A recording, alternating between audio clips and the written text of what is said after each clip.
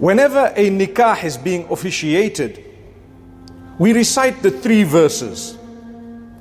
In each one of them, the primary reminder is that of the consciousness of Allah. Taqwa Allah. If you remember Allah throughout your life and you're conscious of Him, conscious of the day you're going to go back to Him and you're going to present your account or the account of your deeds, what can go wrong? Because if you falter as a human being, you quickly make amends. You quickly come back to what is right. This advice is not only for husband and wife, but for every single one of us. As a human being, if you make a mistake, you make an error, a blunder, or you do something perhaps that might not have been the best way of doing things, quickly learn to apologize. Learn to come forth and make amends. Learn to seek forgiveness not only from those whom you've wronged, but from Allah subhanahu wa ta'ala primarily. Because you know, I have to go back to my Lord. He made me. I'm going to answer to Him.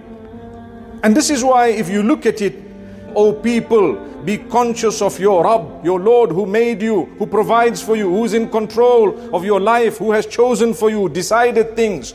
Predestiny is obviously from Allah. We know in man's hands there is only a limited capacity given by Allah, allowed by Allah.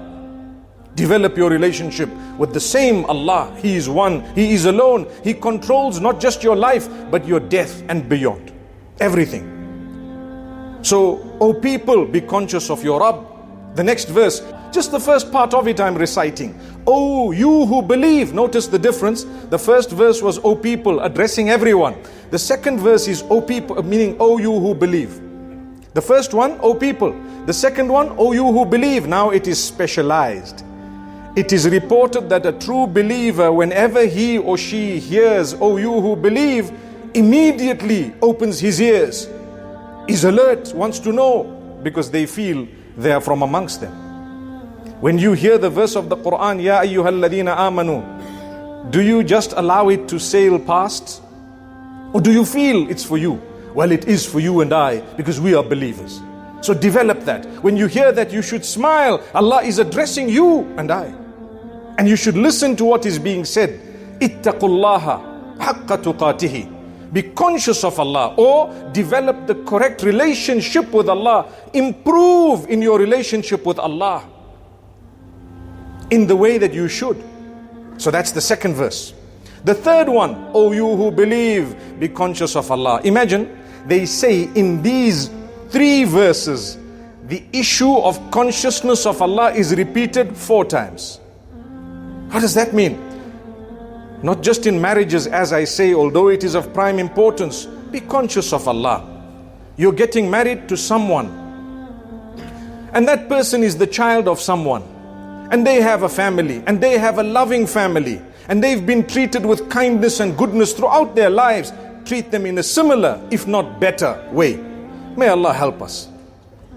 So, the point that is of utmost importance is the last part of the 3rd verse, and utter that which is sadid. Sadid means upright. Do not say a single word out of turn, out of tune. You're a believer. وَمَنْ كَانَ يُؤْمِنُ بِاللَّهِ وَالْيَوْمِ الْآخِرِ. Whoever believes in Allah and is truly bothered about the day of judgment will either utter beautiful good words or remain silent. There's no third option. You can't say a bad word from your mouth. Do you know Mu'adh ibn Jabal radiyallahu anhu sitting in the companionship of the Prophet Muhammad sallallahu alayhi wasallam amongst them? And the Prophet sallallahu alayhi wasallam spoke about how important it is to control the tongue. And he says, control the tongue. Imagine the best of creation telling people who were better than you and I. They were amazing. The Sahaba radiyallahu anhum. It's wrong for us to say a single name from their names without saying, may Allah be pleased with them. That's how great they were in rank. Allah chose them. And Mu'adh ibn Jabal says, I mean, we're only saying it, we're not doing it. Are we responsible for what we've said? When obviously what he meant is, we only say it. We've only said something. We didn't really do anything. I didn't slap you. I only told you you're stupid, for example, right? He says, what are you talking about, O Mu'adh? The people who will be burning in hellfire, will they be burning in hellfire for any other reason besides their tongues? Allahu Akbar, Allahu Akbar, Allahu Akbar. That is serious. What that means is, the people of hellfire will be roasting in hellfire because of the abuse through their tongues. My brothers, my sisters, this is a reminder, very strong reminder for myself to begin with, and then for all of us. Watch your tongue.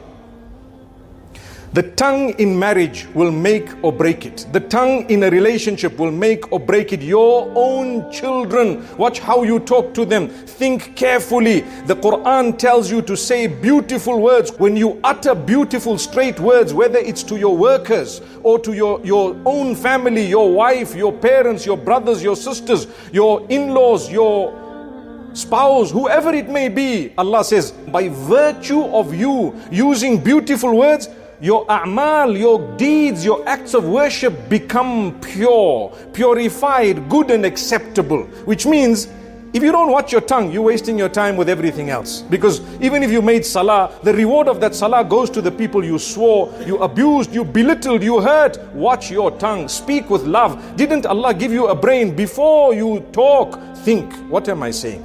How can I say it? This is my brother, this is my son, this is my daughter, this is my sister, this is my wife, this is my husband, this is my in-law, father or mother-in-law, whoever it may be, this is my, whoever else it might, those who work for you. Think carefully. Allah gave me a brain. I want to tell this person that what you did was wrong. Firstly, don't raise your voice. Secondly, use your brain before you open your mouth. That's what Allah is telling you. That's what Muhammad ﷺ is saying. Choose the best words. My beloved, you know what? Perhaps there's a better way of doing this. Allahu Akbar. Have you thought about it? When you talk to your children like this, you empower them. They want to listen to you because you're loving.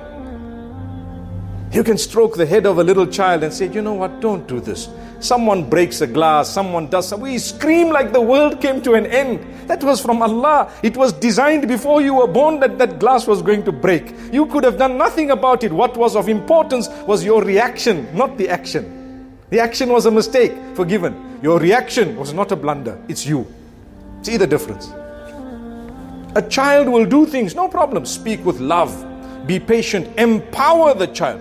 Many children are scared of parents. Why? Because the parent just yells, shouts, screams, beats up, warns, threatens. Those children will have an developmental issue as they grow older because they are so frightened of everyone and anything around.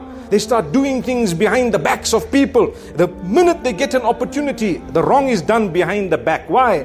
Because in front of your face, they couldn't even do the right thing. You just shouted. They were never correct. Some of us, we like to be perfectionists. What does that mean? People around us are never correct. They're always wrong. My brother, my sister, you are not the only person in existence. You're not the only one. Everyone thinks differently. They're made with different capacities, different brains. Learn to understand. Learn to be tolerant. Learn to let things happen, not your way. For as long as it's halal, permissible, let it be. No problem. People will make dua for you. You grow older and people will love you. They will come to play with you as grandchildren. Sometimes what might happen? No one wants to see your face because you know what? You were too hard on everyone. No, don't worry and apologize. Never mind. It's okay. I'm sorry. I was very hard on you. No problem. Forgive me. You know what? It was my human weakness. No, Alhamdulillah.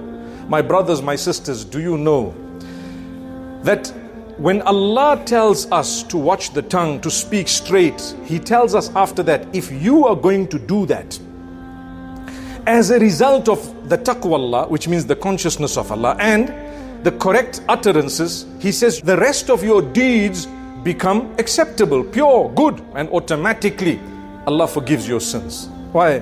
Because I'm worried about how I speak to other people. So Allah forgives you because who created those other people? You know, when you're giving your daughter in marriage, one of the concerns is how are they going to treat her? Obviously she's brought up in a different home, will have differences, etc. The question is, how are they going to treat her? The only worry and concern, let them treat her with respect. If they treat her with respect, and vice versa, automatically you have a better relationship with Allah. Because it's an instruction of Allah. You have a better relationship with Allah.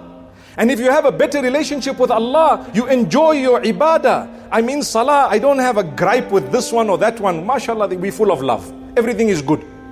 We enjoy our ibadah. When you enjoy your ibadah, you are calm. Everyone around you is calm. The family is calm. When families are calm, community is calm. Everyone is good, mashallah, because we respect each other. We speak with goodness, with respect. May Allah grant us that goodness.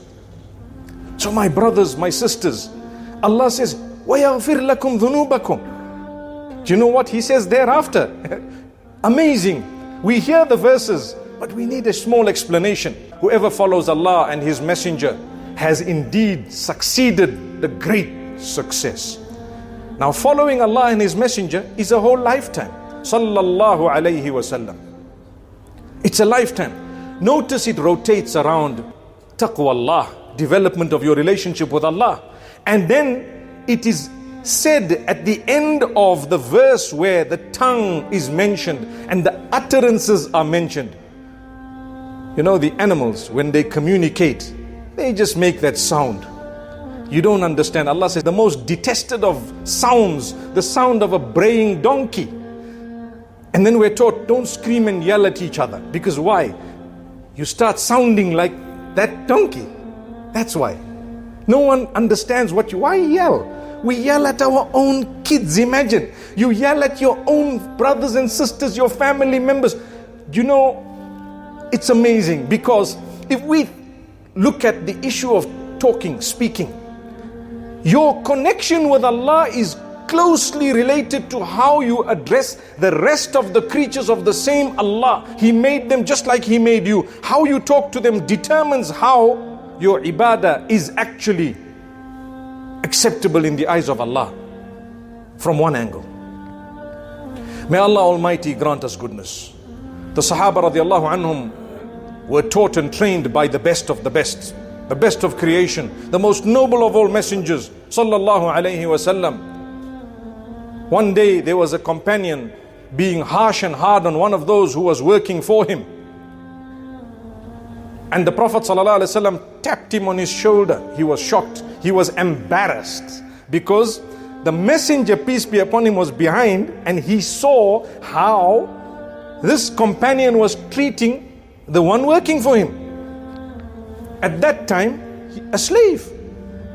It doesn't mean just because you own him or you pay his salary that you have the right to abuse. Not at all. Your iman and your connection with Allah is closely determined to how you treat them and everyone else. So as he looks back, the Prophet ﷺ uttered a word. In fact, he uttered it before he looked back, and then he looked back and noticed.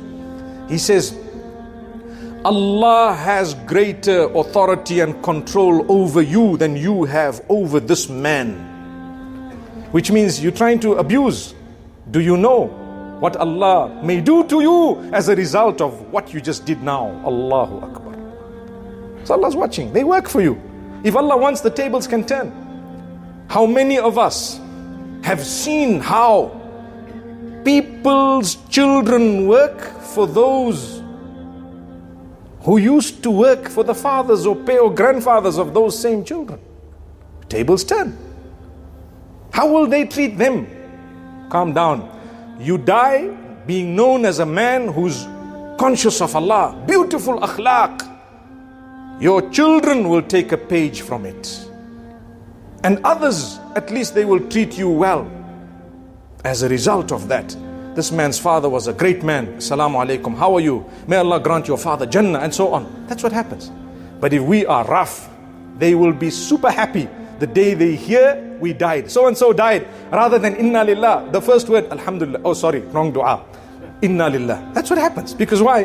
We were a pain, man. Come on, let's not be that. May Allah Almighty bless all of us. May He grant us goodness. May He help us protect our tongues. May He guide us so that we can speak. To complete that hadith, this Sahabi, he was so embarrassed. He says, "O Messenger, I free the slave for the sake of Allah." He was worried. Worried that what? Allah's going to catch me, man. Allah will catch me.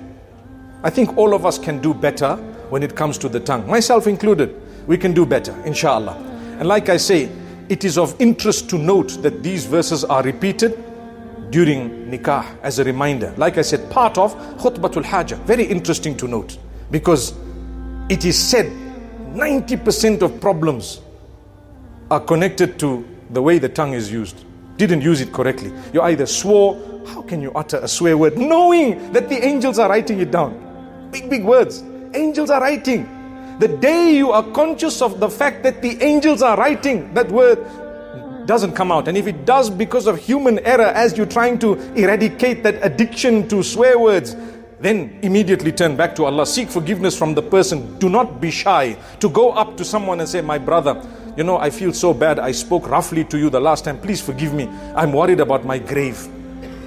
I'm worried about meeting with Allah. Then inshallah we would be able to achieve. And may Allah Almighty grant all of us Jannah. أقول قولي هذا وصلى الله وسلم على نبينا محمد.